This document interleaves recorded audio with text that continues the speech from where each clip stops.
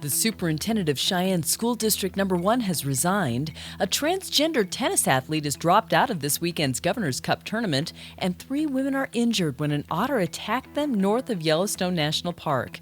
Bringing you these stories and more from Wyoming's largest news organization, I'm Wendy Kaur for Cowboy State Daily.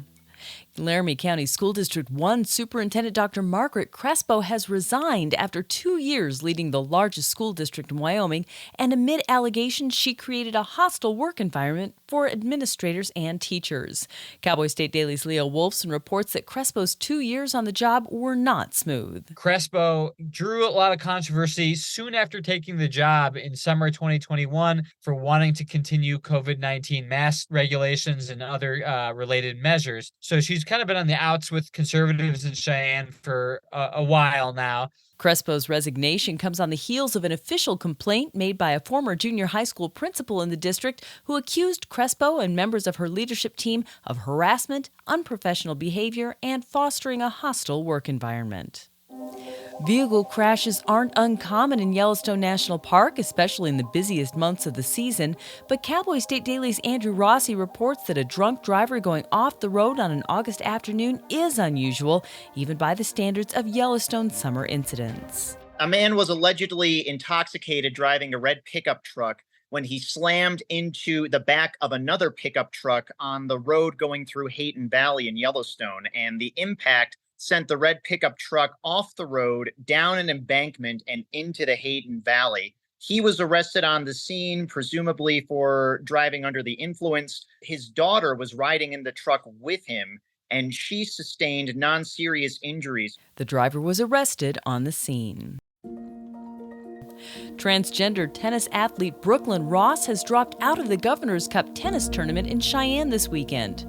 Ross, a transgender woman from Colorado, told Cowboy State Daily's Leo Wolfson that competing in the tournament wasn't worth dealing with all the outrage and possible protests that might occur. For Ross, who's a college-level tennis player, she wasn't looking at the Cheyenne tournament as being a big athletic opportunity. It's a very recreational level tournament, and she just worried that it would create more drama than it was worth it to participate in the tournament. State Senator Anthony Bouchard of Cheyenne told Cowboy State Daily he did plan to protest at the tournament if Ross was playing in it. Bouchard described the situation as a win for women's free speech. I'll be back with more Cowboy State Daily news right after this. At Hilltop Bank, we understand that buying a home is a big decision. That's why we're here to be your trusted partner on the path to home ownership. Our experienced mortgage team will guide you every step of the way, from pre-approval to closing. We offer competitive rates and a wide variety of home loan options to best suit your needs. With our local knowledge and personalized service, you'll feel confident and comfortable throughout the entire home buying process. Contact us today to start your journey toward home ownership. Hilltop Bank, member FDIC, equal housing lender. A Glendo man whose wife helped him dodge an aggravated assault conviction last year now faces numerous violent criminal charges for allegedly torturing and terrorizing her throughout 2 years of their marriage. Daniel Leanweber, who is 59 this year, could spend up to life in prison if convicted on the 13-count array of aggravated assault and domestic battery charges against his wife. His case ascended to the felony-level Platte County District Court on Wednesday. It includes allegations that Leanweber ran down his wife with a truck, pointed a loaded gun at her, thrust a knife at her, hurled her across the floor, tossed her down the hill, kicked her in the ribs and head, ground his fist into her teeth, and yanked her head around by her hair.